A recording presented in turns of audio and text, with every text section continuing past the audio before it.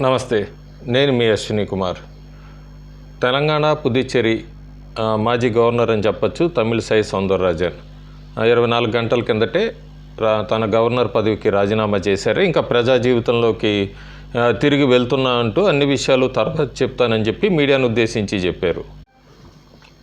తమిళిసై సౌందరరాజన్ అయితే ప్రస్తుతానికి సౌత్ చెన్నై నుంచి పోటీ చేయొచ్చన్న ఊహాగానాలు అయితే వినబడుతున్నాయి. ఆవిడకి సౌత్ చెన్నైలో బాగా పరిచయాలు కూడా ఉన్నాయి, అక్కడి నుంచి పోటీ చేయొచ్చని బీజేపీ వర్గాలు చెప్తున్నాయి. ఇంకో వర్గం అయితే ఇప్పటికే అక్కడ జి సౌందరరాజన్ ఆయన ఆల్రెడీ రేస్లో ఉన్నారని, తమిళిసై సౌందరరాజన్కి కోయంబత్తూరు ఇవ్వచ్చని రకరకాల ఊహాగానాలు వినబడుతున్నాయి. అయితే ఒకటి మాత్రం క్లియర్, తమిళిసై సౌందరరాజన్ తమిళనాడు నుంచి మాత్రం లోక్సభకి పోటీ చేయబోతున్నారు అన్నది అయితే క్లియర్ ఇండికేషన్. ఇంకో పక్క ప్రధానమంత్రి నరేంద్ర మోడీ పూర్తిగా దక్షిణాదిన రాష్ట్రాలు అంటే కర్ణాటక, ఆంధ్రప్రదేశ్, తెలంగాణ, తమిళనాడు, కేరళతో పాటు పూర్తి ఫోకస్ పెట్టారు. సుడిగాలి పర్యటనలు పెట్టుకున్నారు. దీనికి అంతటికీ వెనకేమన్నా కారణం ఉందా? దాదాపు ఉత్తరాదిన బీజేపీ లేకపోతే ఎన్డీఏ ఎన్ని సీట్లు సాధిస్తుంది అనే దాని మీద అయితే వాళ్ళకి ఒక నమ్మకం ఉంది పూర్తిగా. అట్లాగే దక్షిణాదిన కూడా కొద్దిగా టార్గెట్ పెట్టుకున్నారన్న సంగతి అందరికీ తెలిసిందే. చాలా ఐటెంలో కూడా పెట్టాను. దక్షిణాదిన తెలంగాణ, కర్ణాటకలో వాళ్ళు అనుకున్న టార్గెట్ని రీచ్ అవుతున్నాం అన్నది అయితే వాళ్ళకు ఒక సంకేతం ఉంది. తమిళనాడులో కొద్దిగా గట్టిగా పోరాడాలి, అనుకున్న టార్గెట్కి రీచ్ కావాలంటే అనేది బీజేపీకి ఇంటర్నల్ సర్వే ప్రకారం వాళ్ళకు అందుతున్నది. అయితే ప్రస్తుతానికి వాళ్ళ లెక్కల ప్రకారం తమిళనాడులో పార్టీ పరిస్థితి అట్లా ఉంది. ఏ స్థానాల మీద ఫోకస్ పెట్టారు, ఇది బీజేపీ ఇంటర్నల్గా విశ్లేషించుకున్నది. అది నాకు తమిళనాడుకి చెందిన ఒక ఆయన పంపిస్తే దాన్ని వీక్షకులకు షేర్ చేసుకుంటున్నాను.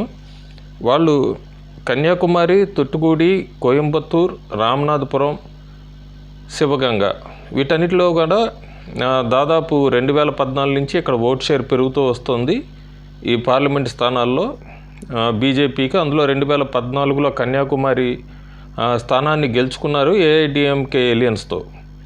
సో ఇందులో మళ్ళీ రామనాథపురంలో దాదాపు 30% ఓట్ షేర్ ఉంది అన్నది వాళ్ళకి 2014 నుంచి చూసుకుంటూ వస్తే రామనాథపురం లోక్సభ నియోజకవర్గంలో దాదాపు 30% ఓట్ షేర్ కనబడుతోంది. ఇంకా అట్లాగే కీన్ కాంటెస్ట్ కింద ఉన్నవి తిరునెల్వేలి, తిరుప్పూర్, టెంకసి, సౌత్ చెన్నై, విరుదునగర్ వీటిలో కూడా వీళ్ళకి కొద్ది కీన్ కాంటెస్ట్ కింద కనబడుతోంది. కొద్దిగా పోరాడితే కనుక బాగా క్యాంపెయిన్ చేసుకుంటే ఈ స్థానాల్లో కూడా గట్టి పోటీ ఇవ్వచ్చు అన్నది బీజేపీ వాళ్ళ అంతర్గత సర్వే రిపోర్ట్. దీనిలో కోయంబత్తూరుకు వచ్చినప్పటికీ వాళ్ళకి తెలుగు స్పీకింగ్ వాళ్ళు, గౌండర్ కమ్యూనిటీ, అట్లాగే ఇండస్ట్రియలిస్టులు అందరూ కూడా కోయంబత్తూరులో బీజేపీకి మద్దతు తెలుపుతున్నారని, అట్లాగే సౌత్ డిస్ట్రిక్ట్స్లో తేవర్ కమ్యూనిటీ వీళ్ళందరూ కూడా బీజేపీ వైపు చూస్తున్నారు. కాబట్టి ఓపీఎస్ ఏఐడిఎంకే నుంచి విడిపోయిన ఓపీఎస్ పన్నీర్ సెల్వం, టీటీవీ దినకరన్ వీళ్ళని కూడా కలుపుకుంటే తేవర్ కమ్యూనిటీ వాళ్ళ ఆ కమ్యూనిటీకి చెందిన వాళ్ళే కొద్దిగా బలం పెరుగుతుంది ఎన్డీఏకి తమిళనాడులోనే ఆలోచిస్తున్నట్టుగా ఉంది. ప్రస్తుతానికి 2019లో అయితే బీజేపీ, ఏఐడిఎంకే రెండూ కలిపి పెద్ద స్థానాలు ఏం సాధించింది లేదు. సెప్టెంబర్ 2023 నుంచి అయితే మాత్రం అన్నామలై ఏఐడిఎంకే నుంచి తెగదెంపులు చేసుకున్నారు, అట్లాగే ఒంటరిగా వెళ్ళాలని నిర్ణయించుకున్నారు. సో కాబట్టి ప్రస్తుతానికి బీజేపీ పూర్తిగా ఫోకస్కి అయితే 10 స్థానాల మీద పెట్టింది. ఆ 10 స్థానాల్లో ఇందాక నేను చెప్పినట్టుగానే కన్యాకుమారి, రామనాథపురం 5 స్థానాలు వాళ్ళకి అనుకూలంగా ఉన్నాయని, ఇంకొక 5 స్థానాలు గట్టిగా ప్రయత్నిస్తే గెలుస్తారని. దీనికి అంతటికీ మూల కారణం ఇందాక నేను చెప్పినట్టు ఆ తెలంగాణ మాజీ గవర్నర్ ఈవిడ 2014లో అప్పుడు బీజేపీలో ఆవిడ యాక్టివ్గా పార్టిసిపేట్ చేస్తూ గ్రామీణ ప్రాంతాల్లో అంతా కూడా బీజేపీకి సంబంధించిన బీజేపీ ఎందుకు ఓటు వేయాలి, బీజేపీ ఎందుకు అధికారంలో రావాలంటూ కూడా మొట్టమొదటి తమిళిసై సౌందరరాజన్ ప్రచారం చేశారు. ఆ తర్వాత మురుగన్ ఎంఓఎస్కి చేసిన మురుగన్ ఆయన తర్వాత ఆ మొమెంటాన్ని స్పీడప్ చేసింది అన్నామలై ఆయన ఎన్మక్కల పాదయాత్రతో కూడా విస్తృతంగా తీసుకెళ్లారు. తమిళనాడులో ప్రతి విలేజ్ని టచ్ చేశారు బీజేపీ గురించి.